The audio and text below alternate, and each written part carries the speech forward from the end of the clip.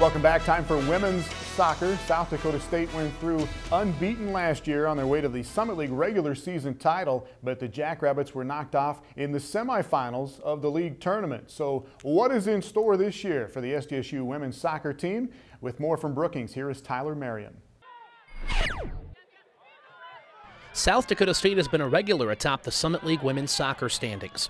3 first-place finishes in the past 4 seasons, with last year's being the best, an outright regular season crown, going 8-0-1 in league play. We had a wonderful balance of some athleticism, some good soccer players, and the team dynamics were pretty good. I think that it really culminated in our conference run. But the postseason tournament has not been kind to the Jacks. Since claiming the tournament championship and winning a game in the 2008 NCAA field of 64, the Jacks have struggled in the postseason each of the past 3 years. Winning the regular season outright, something that hadn't happened for us in the previous 2 times, was a wonderful achievement. But you're right, we've come up short a little bit in reaching the NCAAs again since 2008, and that's certainly a goal that we always hold in front of us. Last year's squad was loaded with talented seniors. With all those standouts gone, this year's team is full of youth. We are freshman dominated. I mean, we're starting sometimes 4 or 5 of those girls in any given game. And that's tough because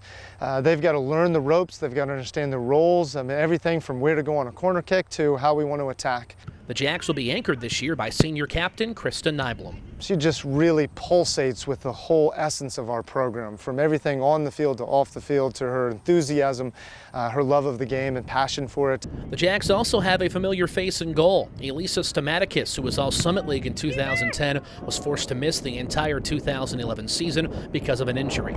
But the Jacks will also need some of their youngsters to step up against what is always a very challenging Summit League schedule. We know that every game is going to be a battle, and I think that's what's been pretty impressive with us winning 3 out of 4 regular season championships.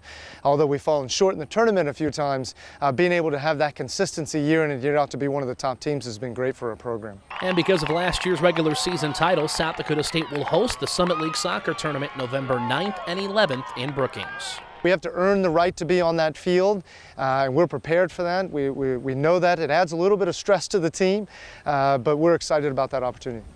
Now you remember it was Oakland who came from the 4th seed last year to beat South Dakota State and beat North Dakota State and win the Summit League tournament title. Oakland off to a good start already this year with a win and a tie in their first 2 matches. The Grizzlies were at home to take on Loyola, Maryland over the weekend on a beautiful day in Rochester. Centering pass here from Nicole DeLuca. And a chance for the Grizzlies, but they could not put it away there. They would be left wanting for one more score in this one. Loyola scored twice in the first half. Oakland came back with a late goal, and Oakland actually outshot Loyola 15-9, but Loyola wins that one 2-1. In Indianapolis, the IUPUI women had a home date with Cleveland State, and the Jags scored in the first 3 minutes on a goal by Kristen Price, just 2:37 into the match. Cleveland State, though, came right back with 2 goals in the next 13 minutes. Valerie Stahl with one of her 2 goals in the match, and Cleveland State beat the Jags 5-1. Now, Summit League play starts on September 28th for the women and on September 22nd for the men. A couple of women's basketball coaches making moves this week, and there will be a lot of Summit League basketball on national TV this year. That's next in Summit News, along with a check of this week's Players of the Week.